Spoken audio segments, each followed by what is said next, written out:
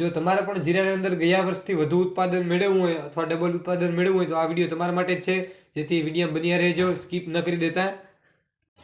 જીરામાં શું કરવાથી તમારે ઉત્પાદન વધી જાય અને જીરાનો છોડ હોય એમાં વધુ દાળીઓ ફૂટે અને મોટો છોડ થાય, તેના ઉપર આપણે વાત કરવાની છે વિડીયામાં. તમને આ જે વિડીયોમાં અત્યારે જીરું દેખાય એ જીરું મારું જ છે. આ જીરાને 40 દિવસ ઉપર થઈ ગયા છે. આ જીરાની અંદર આપણે જ્યારથી વાવેતર કર્યું ત્યારથી અત્યાર સુધી એમ 4 જ વખત પાણી આપ્યું છે, પાછું પાણી નથી આપવાના. આ જીરામાં માત્ર 4 જ પાણી આપ્યા છતાં પણ જવો જીરું કેટલી બધી વૃદ્ધિ કરી ગયું છે. 2 મહિનાનું હોય એટલે પૂગી ગયું. જીરાની અંદર આપણે વૃદ્ધિના 2 જ રાઉન્ડ લીધા, હજુ ત્રીજો રાઉન્ડ નથી લીધો. અને 2 રાઉન્ડ લીધા, આપણે 2 વાર છંટકાવ કર્યો દવાનો. એમાં પણ બહુ મોંઘી દવા હોય એનો છંટકાવ નથી કર્યો. નોર્મલ દવા હોય આપણે મધ્યમ કિંમતની, એ કિંમતની દવાનો જ આપણે છંટકાવ કર્યો છે.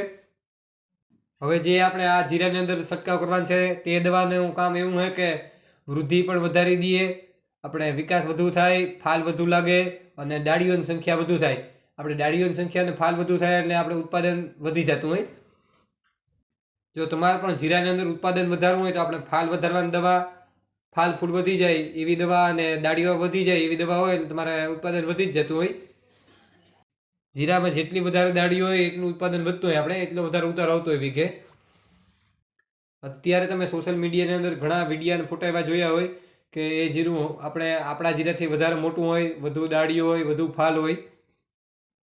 તો આવા જીરાની અંદર વૃદ્ધિના વિકાસના પૂરા દવાના રાઉન્ડ લીધેલા હોય, જેથી આપણે આ જીરું બહુ મોટું લાગતું હોય આપણા જીરાથી.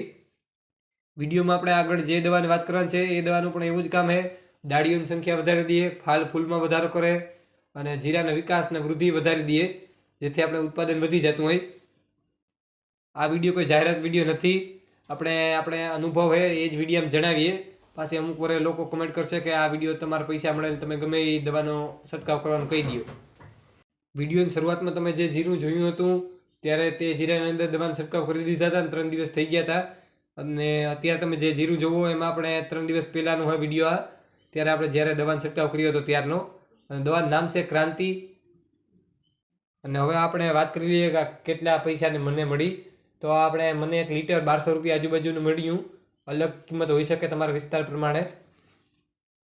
જો આ દવાનું રિઝલ્ટ સારું ન આવ્યું તો હું વિડીયો અપલોડ જ ન કરત, પણ માત્ર 3 દિવસ પણ હજુ નથી થયા તો પણ રિઝલ્ટમાં આપણે ચોખ્ખું જોવા મળે કે જીરું વધી ગયું. અને હવે આપણે વાત કરી લઈએ કે આ દવાનો છંટકાવ ક્યારે કરવો જોઈએ આપણે. તો આ દવાનો છંટકાવ આપણે 40 દિવસ ઉપરનું જીરું થઈ જાય એટલે આપણે 2 રાઉન્ડ લેવાના હોય. 1 રાઉન્ડ લ્યો તો હાલે, પણ વધુ જો તમારે ડાળીઓ અને વધુ ફાલ અને વધુ ઉત્પાદન જોતું હોય તો 2 રાઉન્ડ લ્યો તો વધારે ફાયદો થાય. ગયા વર્ષે પણ મેં આનો છંટકાવ કર્યો હતો ત્યારે મેં વિડીયો નહોતો બનાવ્યો, આ વખતે બનાવ્યો છે. હું એવું નથી કહેતો કે તમે વિડીયોમાં આ જ દવાનો છંટકાવ કરો, પણ તમને જે દવા યોગ્ય લાગે એનો તમે છંટકાવ કરી શકો. આ તો આપણે ફેસબુકની અંદર પણ આપણે અપલોડ કરતા હોય વિડીયો અને યુટ્યુબમાં પણ કરતા હોય, જેથી અમુક સબસ્ક્રાઈબર આપણે એવા છે કે જે જાણીતા છે, જેથી મેસેજ કરતા હોય કે ભાઈ નવો વિડીયો ક્યારે આવશે અને હવે કઈ દવાનો છંટકાવ કરવો, જેથી આપણે વિડીયોમાં કહી દેતા હોય કે આ દવાનો છંટકાવ કરો તો વધુ રિઝલ્ટ સારું આવતું હોય આપણે. બાકી તમારી મરજી, તમને જે યોગ્ય લાગે એનો તમે છંટકાવ કરી શકો. આ વર્ષે જીરાની અંદર એક નવી સમસ્યા એ પણ છે કે મોલોમસી થ્રિપ્સ છે તે આપણે હેવી માઇલી દવા હોય, મોંઘા માઇલી દવા, તેનાથી પણ જાતા નથી જીરામાંથી. જો તમારે પણ આવું ન થવા દેવું હોય જીરામાં તો તમે શરૂઆતમાં જ આપણે બહુ આકરી દવા આવતી હોય એટલે હેવી તેનો છંટકાવ ન કરો. મોલોમસી થ્રિપ્સમાં આપણે નોર્મલ દવાનો છંટકાવ કરો, જો ન જાય તો પછી છંટકાવ કરો તો વહી જતી હોય. બાકી શરૂઆતમાં જો તમે હેવી દવાનો છંટકાવ કરો તો પછી પાછી જ્યારે આવે થોડાક દિવસ પછી ત્યારે તે હેવી દવાથી પણ ન જાય અને જીરાની અંદર ઘણી નુકસાની પણ કરે.